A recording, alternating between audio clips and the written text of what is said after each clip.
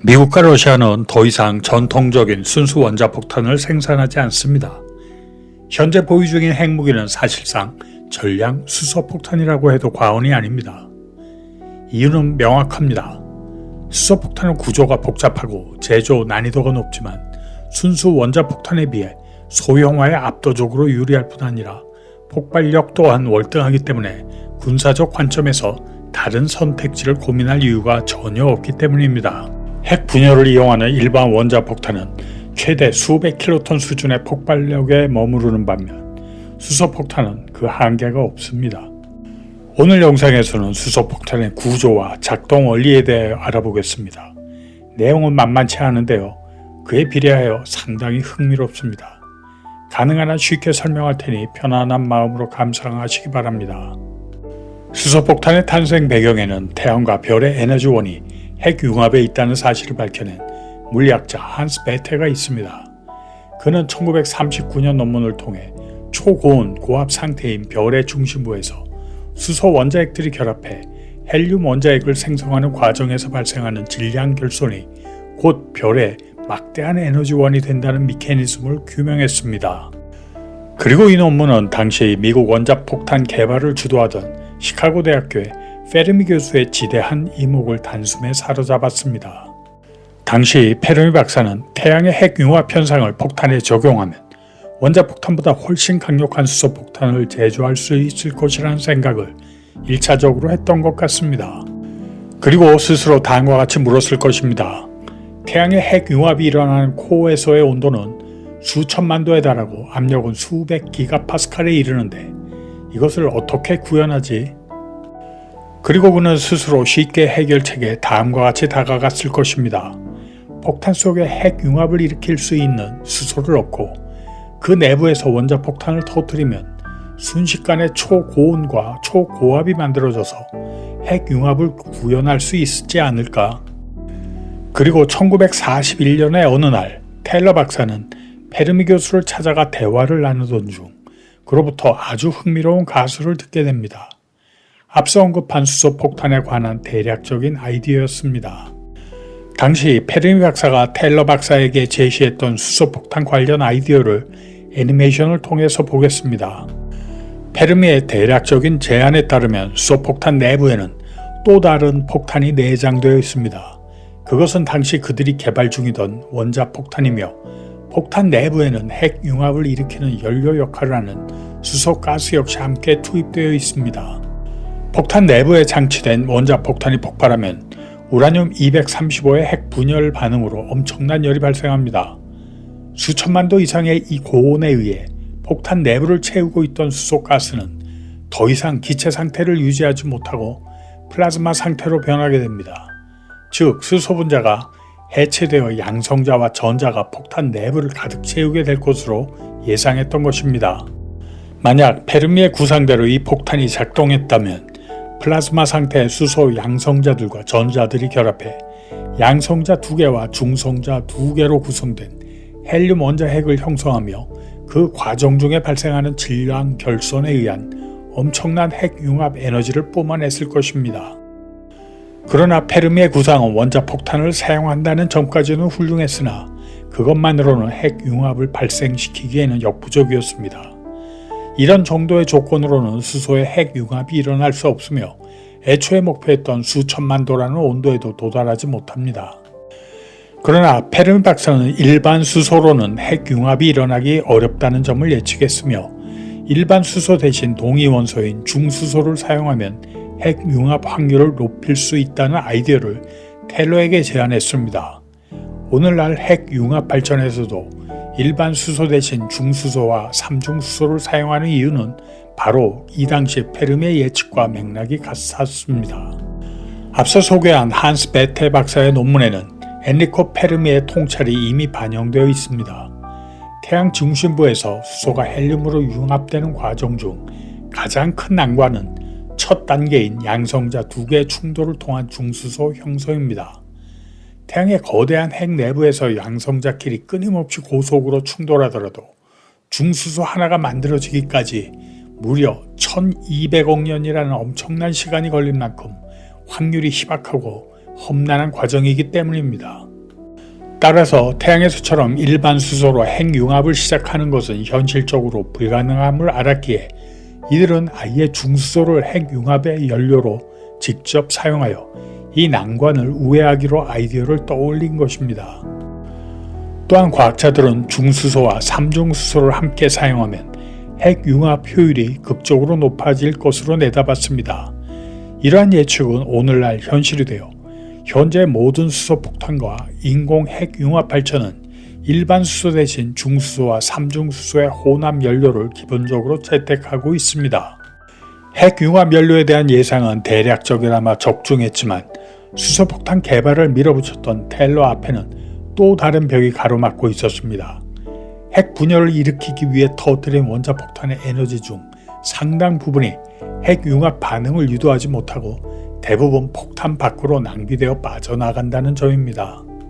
이유는 아주 명확했습니다. 원자폭탄이 터지는 순간 폭탄 내부는 엄청난 에너지로 바뀌기도 전에 전체 에너지의 70-80%가 파장 0.01에서 10나노메타의 X선 형태로 존재합니다. 이 에너지가 열과 압력으로 변환되려면 제3의 물질에 흡수되어 분자의 진동과 운동 에너지로 바뀌어야 하지만 그럴 겨를도 없이 폭탄 밖으로 유출된 것입니다.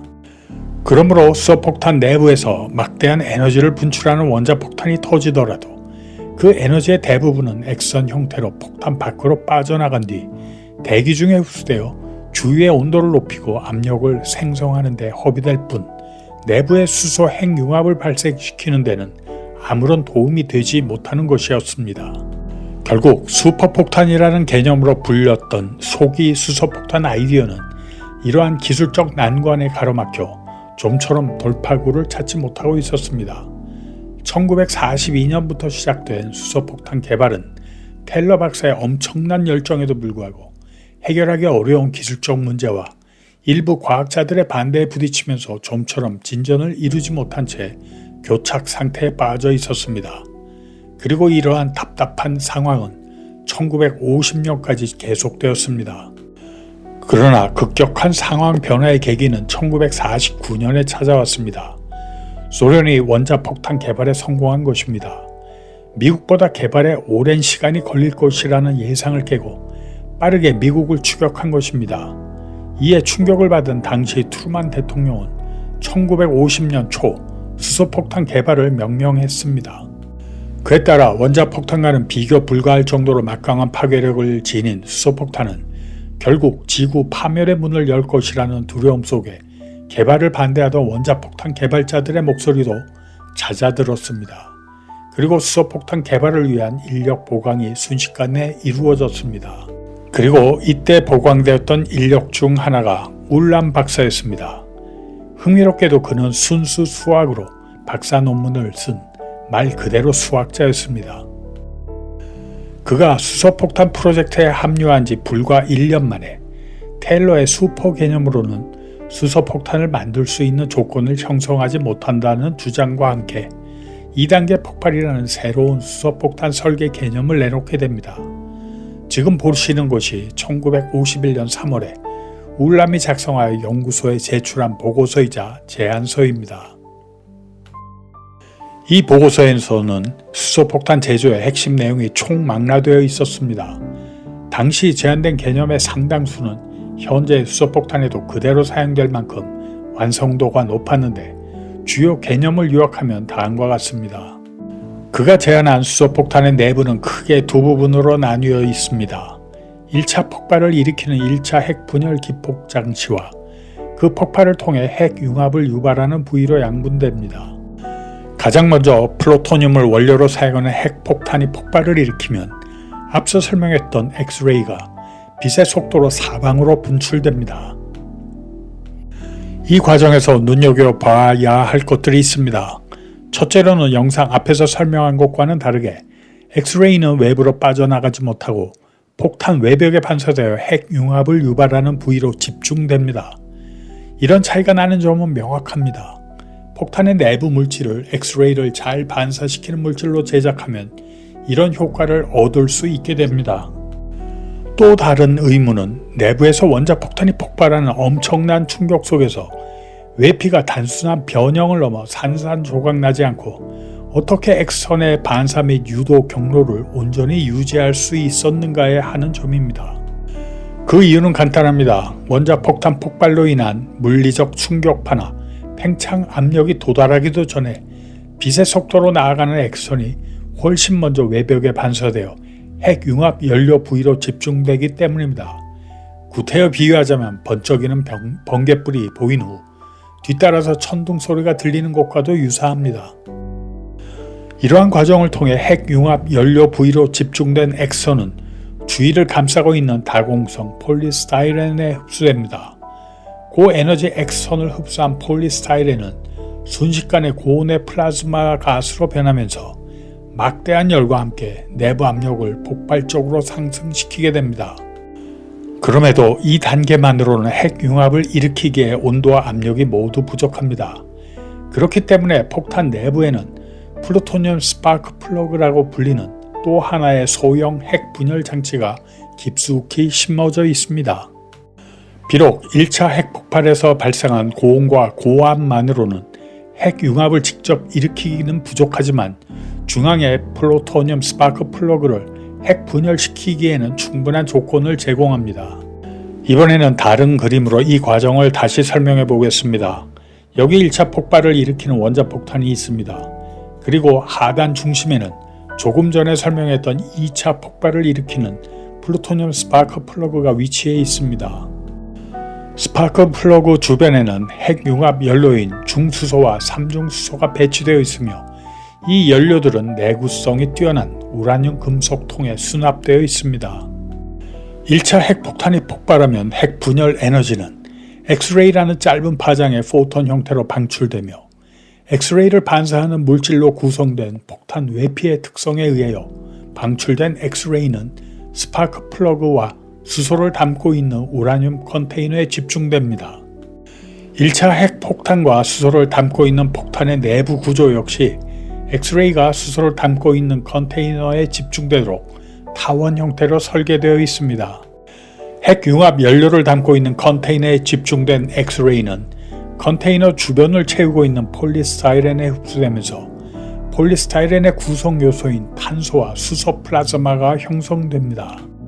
플라즈마로 변한 폴리스타이렌은 온도와 압력을 급격히 상승시키면서 핵융합 연료를 담고 있는 컨테이너 내부에 플루토늄 스파크 플러그의 핵 분열을 촉발하게 됩니다. 결과적으로 용기 내부에 담긴 핵융합 연료는 안팎으로 밀려드는 초고압, 초고온 환경에 놓이게 됩니다. 이 조건은 태양의 중심 핵과 맞먹을 정도로 강력합니다. 게다가 태양이 핵융합에 사용하는 일반 수소보다 월등히 반응성이 높은 중수소와 삼중수소를 연료로 사용했기 때문에 규모는 비록 작지만 태양의 중심부보다 훨씬 격렬한 핵융합 반응이 일어나게 됩니다. 동일한 원리로 제작된 러시아의 AN-602, 일명 차르 봄바라고 불리는 수소폭탄은 히로시마에 투하된 원자폭탄 위력의 약 3,800배에 달했습니다. 핵실험의 위력이 워낙 컸던 나머지 대기압의 압력 변화를 초래하여 1000km 떨어진 노르웨이 일부 지역의 유리창들이 박살나기도 했습니다.